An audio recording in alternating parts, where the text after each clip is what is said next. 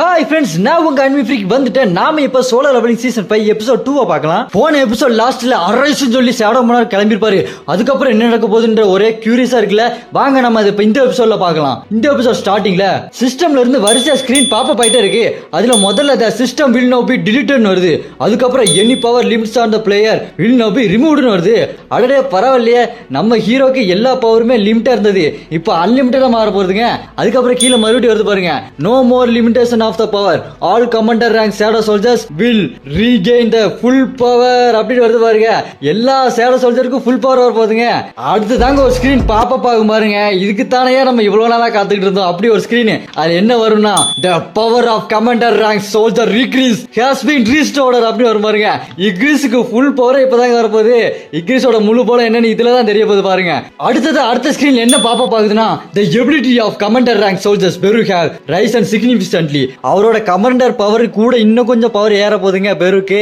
அடுத்ததா வரும் பாருங்க ஸ்கிரீன்ல, ஷேடோ மோனார்க் திரும்ப இந்த பூமிக்கு வர போறாருடா அப்படின்னு வரும் பாருங்க. அடுத்ததா தான் நீங்க இந்த சிஸ்டத்தோட கடைசி பாப்பா பார்க்க போறீங்க. அந்த சிஸ்டம் கேட்கும், இந்த சிஸ்டத்தை நீங்க டிலீட் பண்ண உங்களுக்கு விருப்பமா, எஸ் ஆர் நோ அப்படின்னு கேட்டோம்னா நம்ம ஹீரோ எஸ் அப்படி சொல்லுவான் பாருங்க. சொன்னதுக்கு அப்புறம் அப்படி பிரைட்டான வெளிச்சமா வரும் பாருங்க. அவ்வளோ வெளிச்சம் வரும். அப்படியே இந்த பக்கம் சண்டை நடக்க இடத்த காட்டுறாங்க. அங்க நம்ம ஹீரோவை காப்பாத்துக்காக நம்ம ஹீரோட அப்பா வந்து எத்தா நிக்க. அப்புறம் இன்னொரு ஒரு முக்கியமான விஷயங்க, நம்ம ஹீரோட அப்பா ஒன்றும் சாதாரண ஹண்டர் கிடையாது. அவர்கிட்ட ரூலர்ஸ் பவர் இருக்கு. ரூலர்ஸே அவங்களோட பவரை கொடுத்துருக்காங்க.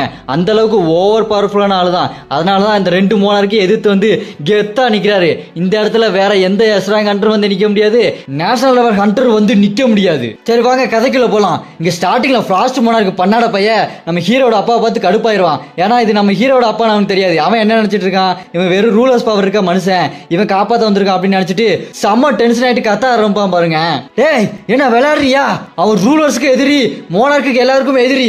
அவன் இங்க வந்தானா மொத்தமா டிசாஸ்டர் தான். நீ அவளை போய் காப்பாத்துற நின்னுட்டு இருக்க, உனக்கு என்ன பைத்தியமா பிடிச்சிருக்கு என்னடா அப்படின்னு ஃபிளாஷ் மோனார் கத்திட்டு இருக்க. இந்த பீஸ்ட் மோனாருக்கும் நம்மளுக்கு டைம் இல்ல, நம்ம இதை சீக்கிரமா முடிச்சாகணும் அப்படின்னு சொல்ல ஃபிராஸ்ட் மோனாருக்கு அவனோட அந்த ஆக்ரோமேன் வெப்பனை எடுத்துட்டு அப்படி பெருசா நீட்டி நின்று இருப்பான் பாருங்க. நம்ம ஹீரோட அப்பா கெத்தா டேக் வச்சுட்டு போஸ் கொடுத்து நின்று இருக்கிற. இவங்க ரெண்டு பேரும் ரெடி ஆகி நம்ம ஹீரோட அப்பாவை அட்டாக் பண்றதுக்காக வேகமா ஓடிடுவாங்க பாருங்க. நம்ம ஹீரோட அப்பாவும் வேகமா ஓடிடுவாங்க. அப்படியே அவன் ஆக்ரோமேன் வெப்பனை வச்சு குத்த வருவான் பாருங்க. நம்ம ஹீரோட அப்பா அசால்ட்டா டாச் பண்ணிட்டு போவாரு. இந்த பீஸ்ட் மோனாருக்கும் அதே நேரத்தில் அடிக்கருவான். அதெல்லாம் ஒரு மேட்டரே இல்லாத மாதிரி அசால்ட்டா போவார் பாருங்க.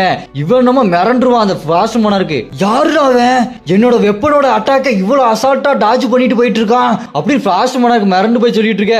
இங்க பீஸ்ட் மோனாருக்கோ டேய் அவன் ஒண்ணு சாதாரண ஆள் இல்ல,